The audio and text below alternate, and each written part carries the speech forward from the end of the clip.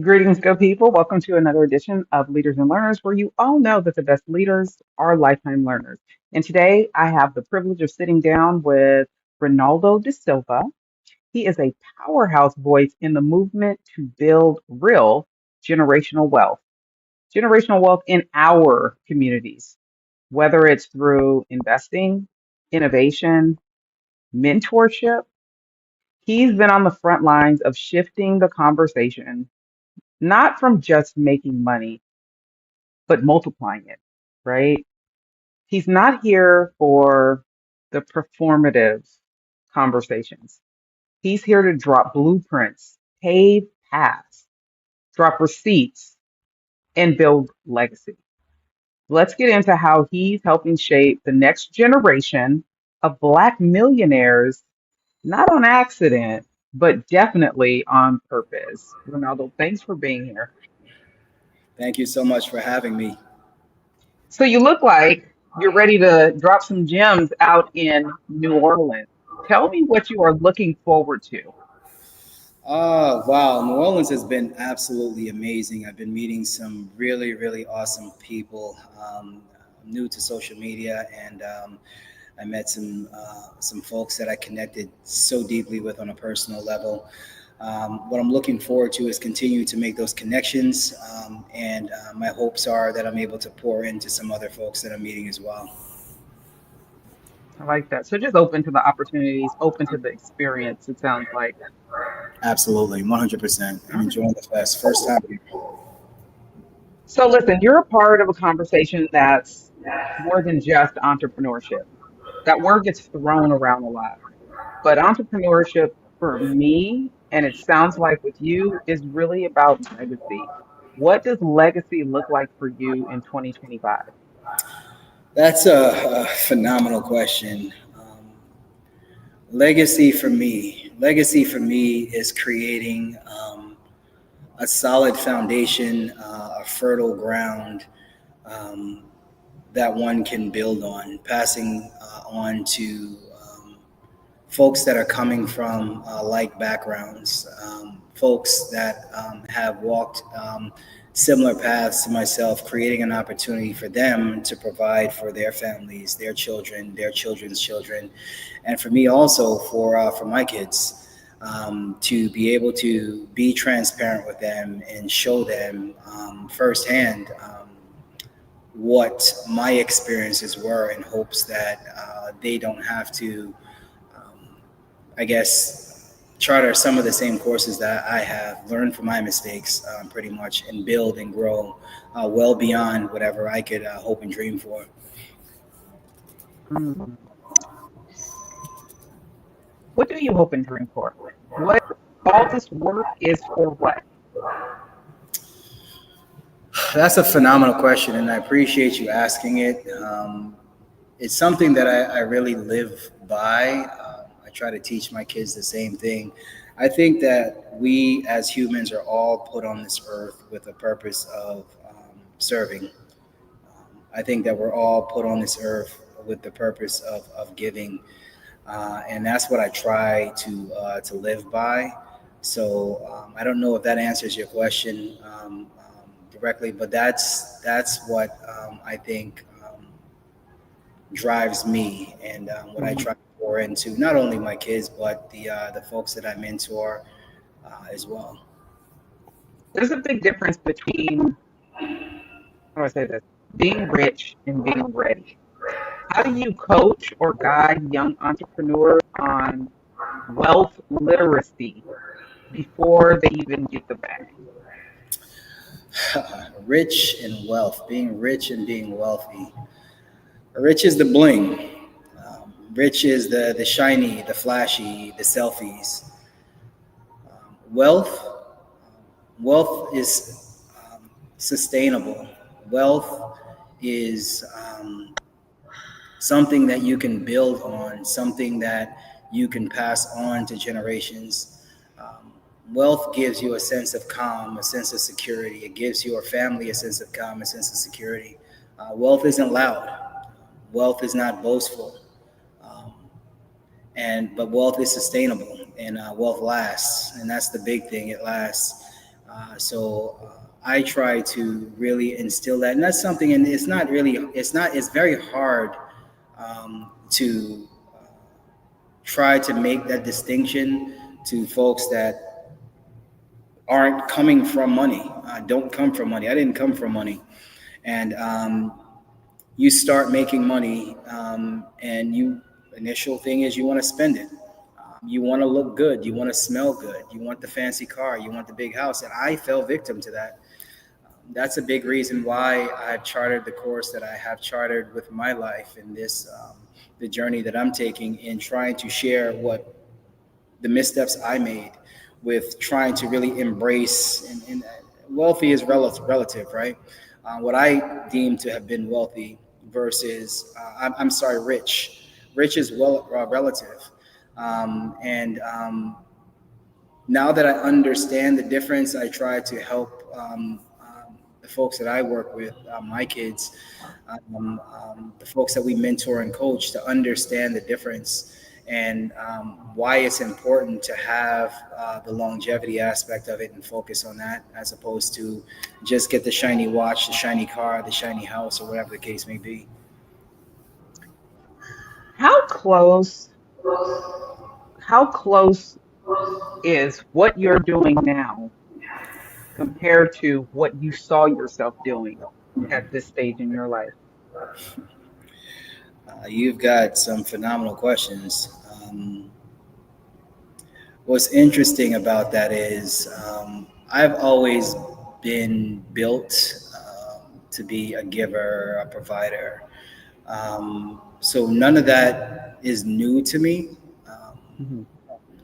When I was young, everybody, not everybody, but a lot of folks, when they're young, they have this thing in their mind what they want to do. And when I was younger, I saw myself in a convertible with a briefcase. And I've always had the gift of gab, and I hated the term sales. Um, it's interesting because I spent the pretty much my entire career in that space in one aspect or another, and I still do that to a certain extent. Everything is sales, but where I am thankful is that throughout the course of my career, I've done what I had to do to provide for myself, to provide for my family. And now I think I'm at a point in my life where my skill set, that selling, the relationship building, and everything else is actually hitting the intersecting point of what I'm passionate about. And I'm passionate about pouring into others and passionate about giving back. And I think that I've hit that intersection point where what the vision I had for myself when I was this young kid versus kind of where I am now. I've done all the things. I've made money. I've lost money. I've done all those things, and I've learned from it all. And now I feel like I can take the same skill set and apply it to what I'm passionate about, and that's helping that next younger version of Ronaldo, a younger generation, kind of understand and build and grow. So I don't think it's that far off. I think that everything that I've built and I've learned when I was younger and what I wanted to do is helping to foster and grow and build what it is that I'm doing today. If that makes any sense. Absolutely. And you use the word passion a lot, but I want to know from you, sometimes your passion can be daunted by defeat and hurdles. So what is your method of either refocusing on your passion, pivoting your passion, or hurdling those boundaries to keep that fire alive that had you in your feelings and your passions about said project or business in the first place? Because we know it's, you make it sound easy. I'm sorry, like your demeanor, it's just so calm, and but I know when that passion gets to burning, because I've seen some of the work that you've done, it fuels you, but it's not always that easy. So how do you keep going when sometimes the answer is no, sometimes the hurdles are really high and those walls are hard to break down? You're coming at me with some questions today, man. You're trying to open up two segments. um, uh, there's always going to be hurdles. I've gone through some really tough times, and one of the things about me, and I find it true for a lot of men, men of color, I think specifically, I can speak specifically to that a little bit more. We don't talk about this stuff. We don't talk about the failures. We don't talk about how we feel.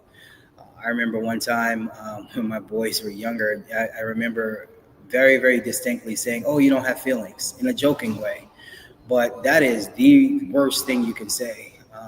And not until now in my later years am I realizing how I have to embrace and how I feel. I have to be open with how I feel. I've got to get help through therapy.